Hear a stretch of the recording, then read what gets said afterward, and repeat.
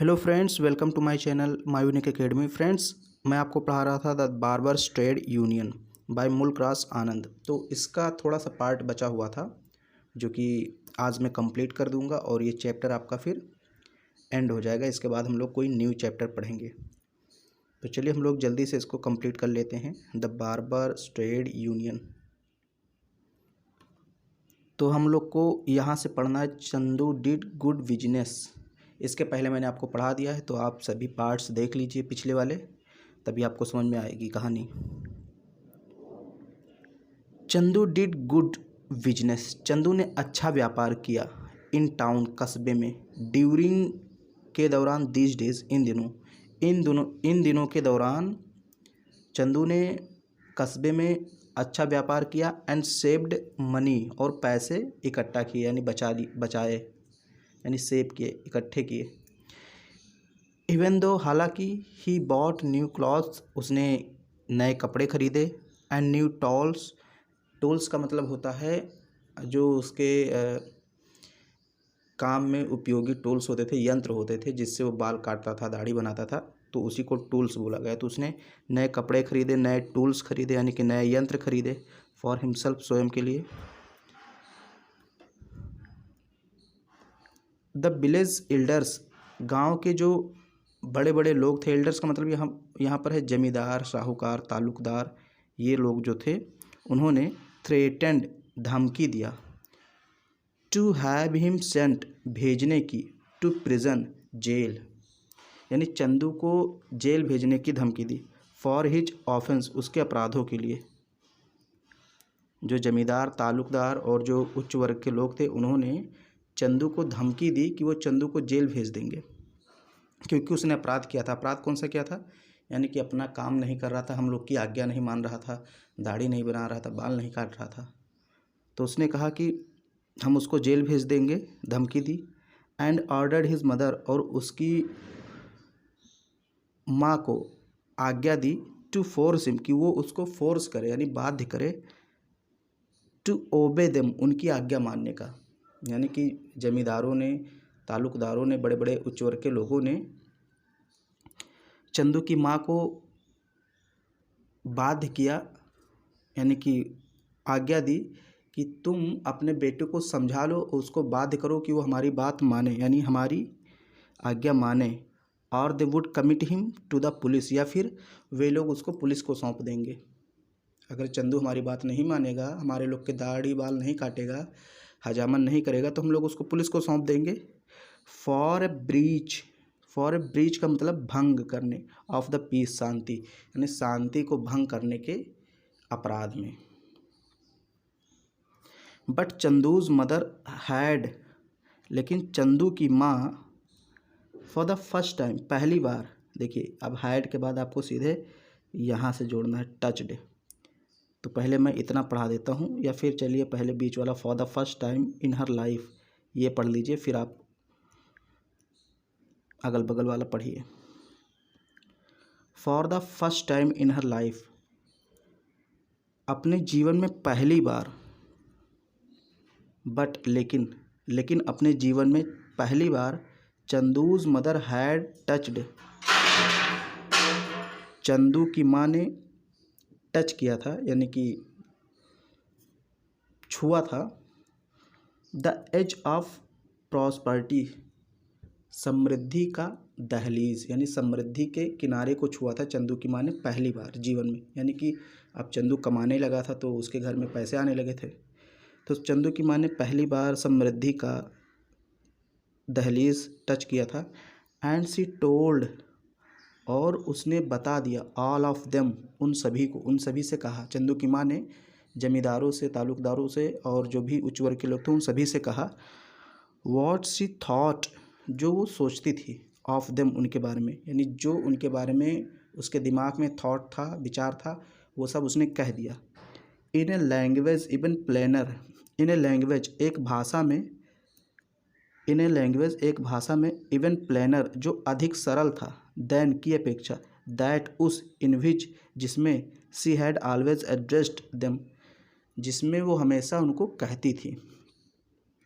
She had always addressed them, जिस language में वो हमेशा उनसे बात करती थी, उससे सरल लैंग्वेज में उसने उन सबको समझा दिया, बता दिया।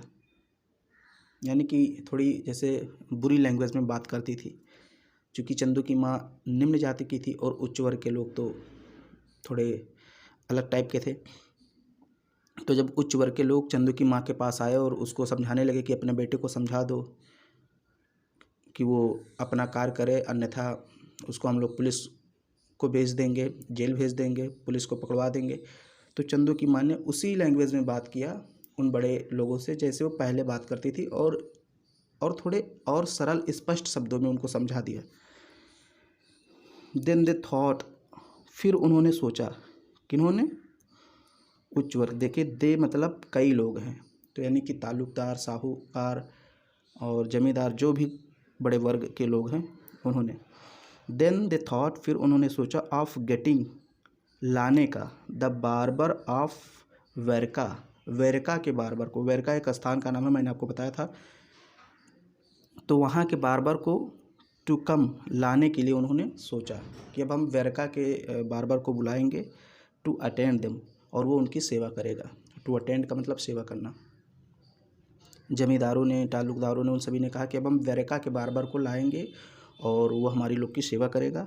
एंड ऑफर्ड हिम, और उसको ऑफ़र दिया, एन आना, एक आने का, इंस्टेड ऑफ 2 पैसे, 2 पैसे के बदले में।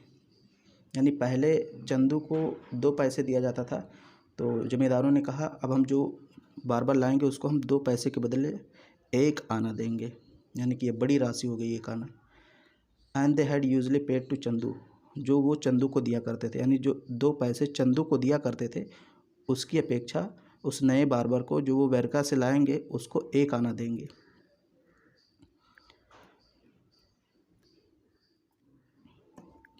But Chandu out witted them, लेकिन चंदू ने उन सभी को आउट विटेड कर दिया, यानी कि जो दिमाग उन्होंने लगाया था कि हम वेरका के बार्बर को लाएंगे उसको 2 पैसे के बदले 1 आना देंगे, चंदू ने उन सभी को होशियारी में पीछे छोड़ दिया। आउट विटेड का मतलब होता है चतुराई में पीछे छोड़ देना, यानी चंदू ने और ज़्यादा दिमाग लगाया।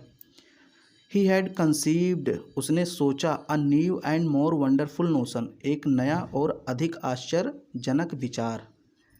उसने एक अजीब विचार सोचा। क्या सोचा?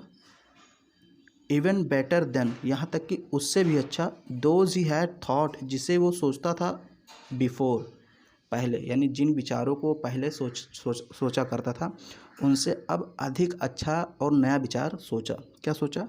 Having seen the shop of Niranjan Das, Niranjan Das के दुकान को देख करके, the barber in the town, जो कि शहर में एक बार्बर था, यानी शहर में, कस्बे में एक निरंगन, कहीं कहीं लिखा था, कहीं कहीं निरंजन, तो आप निरंगन, वैसे तो ये लिखा है निरंगन, लेकिन आप निरंजन भी बोल सकते हैं। तो शहर में, टाउन में एक बार्बर था निरंगन दास, उसकी शॉप को देख करके, उसकी दुकान को देख करके, ही अप्लाइड हिज ब्रेन, उसने अपना दिमाग लगाया, टू द स्कीम, योजना में, ऑफ ओपनिंग अ शॉप, आप ओपनिंग, खोलने की, अ शॉप, एक दुकान, हिमसेल्फ, स्वयं, इन आवर विलेज, अपने गांव में। यानी कि चंदू ने कस्बे में निरंजन दास की दुकान को देख करके एक योजना बनाई कि अब हम भी अपने गांव में एक दुकान खोलेंगे, एक शॉप खोलेंगे। Right at the head of the bazaar, बाज़ार के एकदम सामने, राइट मतलब दाहिनी ओर, at the head of the bazaar, बाज़ार के हेड यानी कि मुख्य मार्ग जो था उसके दाहिनी ओर, बाज़ार की ओर जो मार्ग जाता था, रास्ता जाता था, उसके दाहिनी ओर हम एक दुकान खोलेंगे, ऐसा चंदू ने प्लान बनाया।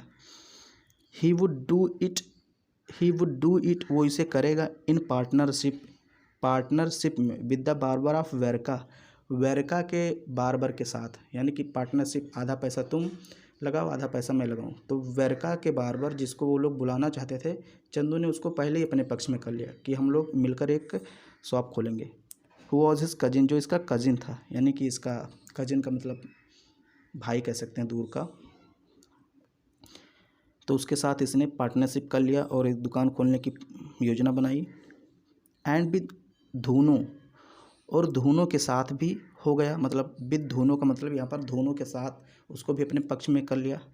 And the other barbers near our village, और गांव के जो अन्य बार्बर थे, हमारे नज़दीक के जो अन्य बार्बर थे, उनको भी अपने पक्ष में कर लिया। यानी कि एक यूनियन अब बनाने की बात करने लगा कि हमें एक यूनियन बनाएंगे, एक संगठन बनाएंगे जिसमें सभी छोटे बड़े बार्बर होंगे। ही प्रपोज्ड, उसने प्रस्ताव रखा। दिस एक्स्ट्रा ऑर्डिनरी आइडिया, इस असाधारण योजना को, यानी एक्स्ट्रा ऑर्डिनरी बहुत ज़्यादा असाधारण योजना थी यूनियन बनाने की। एट अ स्पेशल मीटिंग, एक स्पेशल मीटिंग में ऑफ द कास्ट, मतलब जाति के, यानी कि वो बार्बर जाति का था, तो उस जाति का एक वो स्पेशल मीटिंग बुलाता है, मतलब प्रस्ताव रखता है कि हम लोग एक मीटिंग रखेंगे जिसमें सिर्फ हमारी जाति के लोग आएंगे। एंड बाय द, अब देखिए यहाँ एंड और, यानी मीटिंग बुलाता है एंड और by that gift of grab. Gift of grab का मतलब होता है अच्छी तरीके से बोलना, यानी अपनी बातों से प्रभावित कर लेना, यानी अपनी अच्छी बातों से विच ही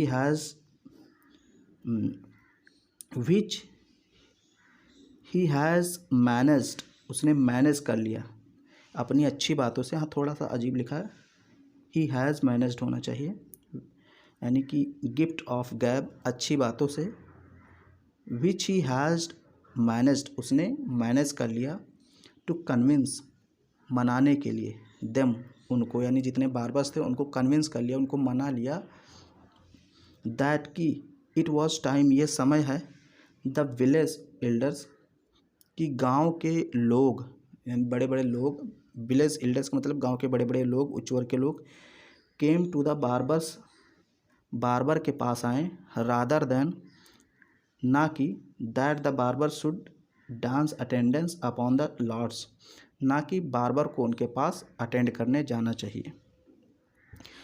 यहाँ डांस का मतलब थोड़ा सा अलग है, बस इस लाइन का यही मतलब है कि चंदू ने कहा कि हम लोग एक यूनियन बनाएंगे, एक संगठन बनाएंगे, स्पेशल मीटिंग रखेंगे, और उसमें चंदू ने समझाया कि हम लोग अपना यूनियन बनाएंगे और किसी भी उच्च वर्ग के लोग के पास हम लोग स्वयं नहीं जाएंगे, उनके घर पर नहीं जाएंगे, वो लोग हमारी दुकान पर आएंगे बाल कटाने।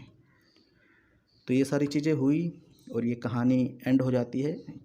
किसी किसी बुक में एक दो लाइन इधर उधर दी होगी, हो सकता है, तो उसको आप देख लीजिएगा, एक दो लाइन अब जैसा मेरे बुक में था वैसा मैंने आपको पढ़ाया। उम्मीद करता हूँ आपको वीडियो पसंद आया होगा।